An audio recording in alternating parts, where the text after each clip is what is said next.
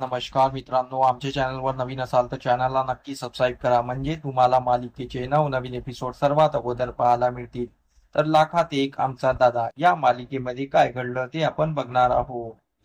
इकडे शत्रू हा खूप दारू पिऊन घरी आलेला असतो आणि तिथे डॅडी असतात आणि डॅडी शत्रूला बघतात आणि बोलतात की तुम्ही इतकं दारू पिऊन का आलात आणि अशा अवस्थेत तुम्ही घरी आलाच कसा.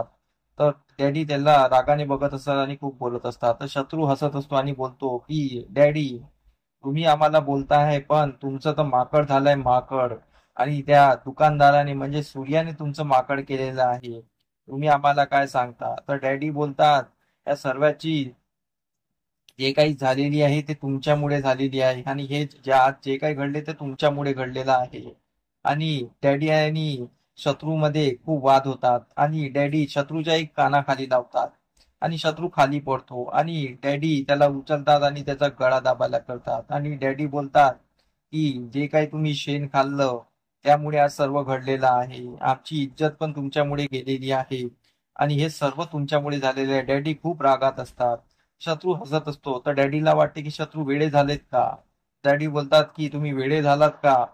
तर शत्रू बोलतो, नाही नाही, आम्हाला वेळ लागायला काय झालं. तुमचं तर त्या सूर्याने एका दुकानदाराने माकड केलेलं आहे. आणि आणि तुम्ही आम्हाला बोलता आहात. तुम्ही आईच्या कानाखाली लावलेली आहे आणि तुम्ही आम्हाला बोलतायत. आणि त्या फोटोची आयडिया कोणाची होती. तुम्हीच म्हटलं होतं ना ते फोटो सर्वांसमोर टाका आणि तुम्ही वेळ आली की पलटी मारता. तुम्ही हे पहिलेपासून करत आलेला आहात. तुम्ही जसं म्हटलं तसं आम्ही केलं आणि पडलो आम्ही मधात आणि तुम्ही वेळ आली की आपला काटा काढून घेता आणि स्वतः आमच्यावर ओढून देता आणि स्वतः वेगळे होऊन जाता. हा, आणि आम्हाला बोलता तुम्ही. तुमचा प्लॅन फसला, सूर्याने तुमचं माकड केलं आणि तुम्ही आम्हाला बोलताय. डॅडी खूप चिडलेले असतात आणि बोलतात, हे सर्व तुमच्या नालायकपणामुळे झालेलं आहे. आणि एक गोष्ट ध्यानात ठेवा, उद्याच्या उद्या तुम्ही सुनबाईला घरी घेऊन या आणि जर तुम्ही तिला आणलं नाही तर तुमची आम्ही भर गावात गाढवावरून हिंड काढू, असं डॅडी रागाने बोलतात. तर इकडे सूर्याच्या घरी शालीन आत्या आणि तिची दुसरी आई ते दोघही सोबत असतात आणि तिथे इकडे राजूला एक लेटर आलेलं असतं की ती मोठी उद्योजिका होणार आहे, त्यासाठी अभ्यासक्रमाचं लेटर असतं. सर्व खुश असतात, सर्व आनंदित असतात. सर्व लेटर बघतात पण सूर्या हा एक खुशीचा आव आणत असतो. पण सूर्याच्या मनात खूप खुशी असते आणि सर्व लेटर बघत असतात. सर्वांना खूप खुशी झालेली असते. शालिनी आता तिची खूप तारीफ करत असते आणि मग सूर्या पण तारीफ करतो. सूर्या तिला जायला परवानगी देतो आणि सर्व खूप खुशीत असतात. सूर्या आणि त्याच्या बहिणी मस्त एकत्र येऊन मजा करत असतात आणि सर्वांना खूपच आनंद झालेला असतो. इकडे सूर्या त्याच्या बहिणीला निरोप घेताना निघत असतो, तेवढ्यात तिथे शत्रू येत असतो. शत्रू सूर्याच्या पायाखाली पडून माफी मागतो आणि बोलतो की दाजी, आम्हाला माफ करा. आम्हाला आमच्या चुकीची पश्चाताप आहे. आम्ही आमची चूक मान्य करतो आणि आम्हाला माफ करा आणि तेजूला घरी पाठवा. तर सूर्या बोलतो की तुम्हाला जी माफी मागायची आहे ती तेजूची मागा आणि ते घरी यायचं की नाही ह्यात सर्वस्वी तेजूचा निर्णय आहे, आमचा नाही. आणि तुम्ही तेजूला विचारा, जर ती येत असेल तर तुम्ही घेऊन जा, नाही तर काही घेऊन जायची गरज नाही आहे.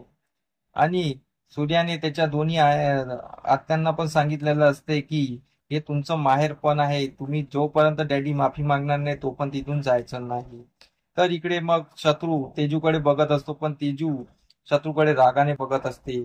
आणि इकडे शालीन आत्याला म्हणजे शत्रूच्या आईला पण राग आलेला असतो आणि शत्रू त्यांच्याकडे बघत राहतो की ही तेजू येणार की नाही. जर तेजू गेली नाही तर डॅडी आपली गाढवावरून ढिंड काढणार. आणि इकडे पुढील भागात आपल्याला पाहायला असं मिळणार आहे की इकडे डॅडीने एक शक्कल लढवली असते की गावातल्या सर्व बायकांना कुकर वाटप करायचा. आणि त्यांनी ह्या अभियान चालू केलेला असून सर्व गावातील लोकांना कुकर वाटप करत असतो. सर्व बायकांना कुकर वाटप करत असतो. त्यांना वाटत असतं की या योजनेमुळे सूर्या आपल्याला माफ करणार आणि सूर्या परत पहिल्यासारखा वागणार. पण सूर्याच्या मनात वेगळंच काही असतं, कारण की त्याच्या मनात बायकांची प्रती का माणसाने कानाखाली मारलेल्याची प्रती वेगळी असते.